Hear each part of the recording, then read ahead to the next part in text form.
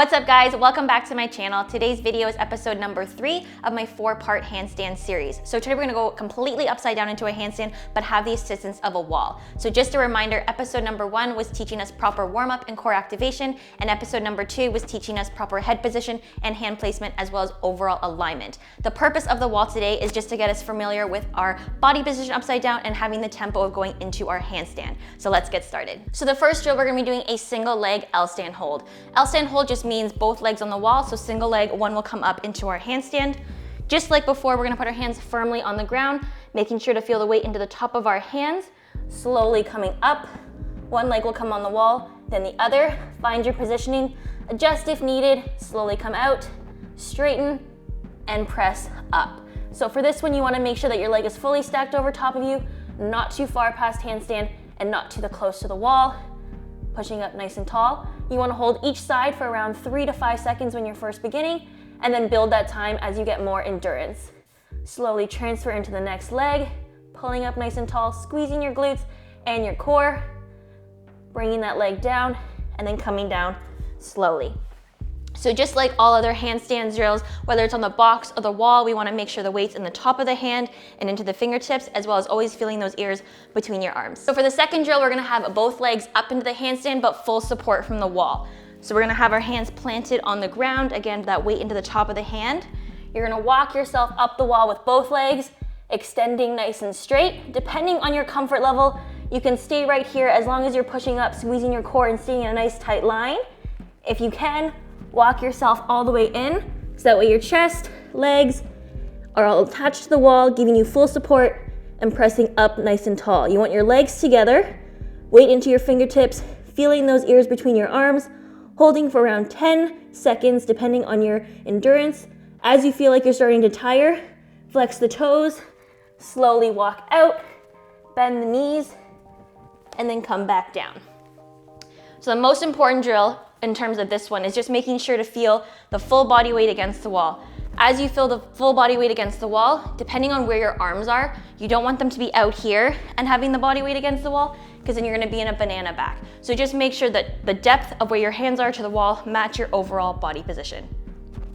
So for the third drill today, we're gonna be doing a kick up to handstand. This is just gonna be a mini kick. So this is just teaching us the tempo of the legs, as well as how to act when we make contact with the ground. So to start, I want your arms right by your ears, just to make it easier, so that way you know your arms are already touching your ears.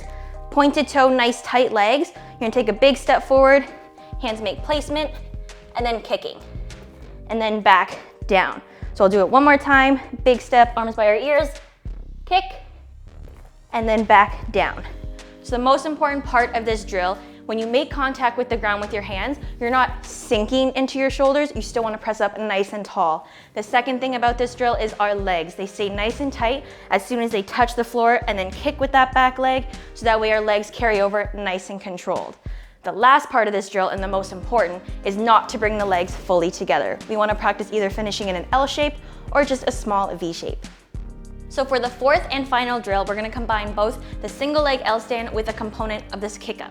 So for this one, we want our hands flat on the ground, pushing firmly through the fingers, getting your position on the wall, adjusting if needed, tight, tight core, lifting that one leg, straightening both of them out. We wanna peel the leg off, shift into the top of our hand, and then switch. The most important part of this drill is to make sure that the tempo is to one that you're comfortable with. If you're too fast, you'll switch too close to the wall. You just wanna make it nice and slow, hit the handstand, and come back down.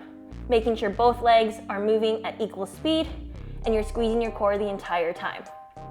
Coming down slow, and then coming back up. So the most important part of this drill is the tempo of your legs. This is basically teaching you that if you kick up too fast and try to bring them together, you'll either fall backside or you'll fall tummy side. So this is great for someone who's constantly practicing and just not hitting their handstand. So to finish off, I'm just gonna quickly, briefly show the do's and don'ts of a handstand. So overall, what I'm talking about when I mean tight legs, when you kick up to your handstand, a lot of the time people are kicking with soft, bent legs, which makes it extremely difficult to control your lower body, especially that pelvic floor. The other common mistake I see in terms of sinking in your shoulders and letting that head pop out is as you make contact with the ground, immediately you look out in front and then your low back collapses and you have a big shoulder angle through here versus nice and straight. Lastly, the mistake is always bringing your legs together too fast. So what that looks like is you're just a little too eager. So you come up, legs hit, and then you come back down. So the main problem with that one is because the legs come together too fast on belly side, all of your weight is away from your hands and you're not stacked, so you have no choice but to fall down and step out of your handstand.